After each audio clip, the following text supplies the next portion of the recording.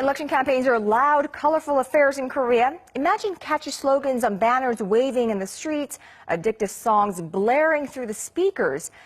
Now, these events, however, are often little more than spectacle for the foreign population living here with no voting rights in neither the general nor the presidential elections.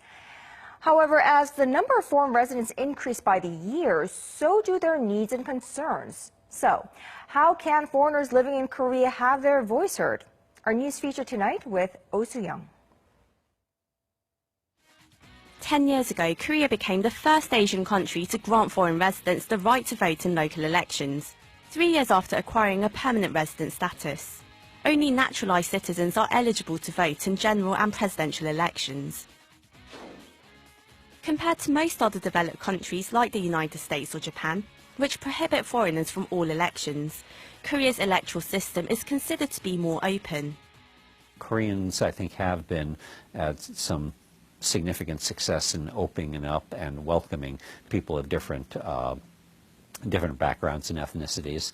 I would contrast this with Japan, where Japan still has a very, very tight immigration policy and does not allow foreigners to migrate to Japan on a permanent basis.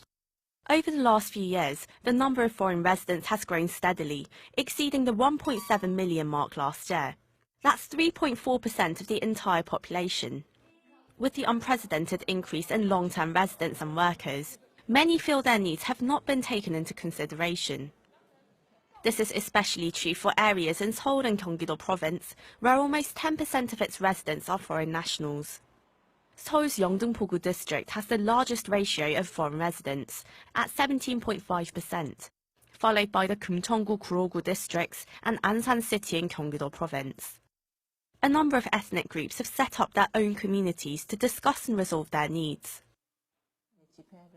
We're now a sizable part of the population and have many concerns. When there are unfavorable laws or policies, we join with civic groups to protest. We consult migrant laborers, raise funds for those with health problems, and also engage in volunteer work. There are more than 60 groups for Korean Chinese nationals, groups for elderly people, maternal support, volunteer work and more.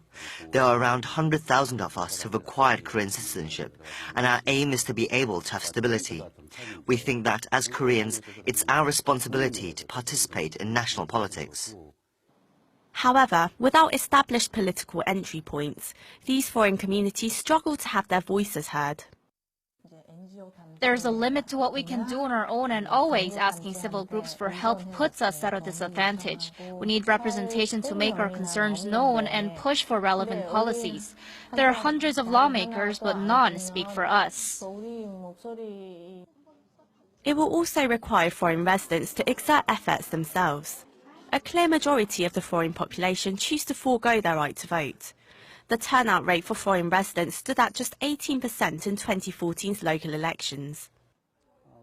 Various policies related to work, multicultural families, and immigration all pass through the National Assembly. Unless foreign residents take an interest in elections and exercise their right to vote, there will be little motive for politicians to consider their needs regarding policies. Above all, the greater public must offer a welcoming hand to the newly settling residents. It's paramount for Korean-born citizens to begin considering foreign residents as neighbors and help them become involved in the political arena. Also, naturalized Korean citizens should actively help foreign nationals without voting rights to be included in the greater society and also contribute towards social prosperity. To fully embrace the growing foreign population, the key challenge here is to encourage both participation and inclusion from all social sectors. And it begins with showing an interest. Oh Soo-young, Arirang News.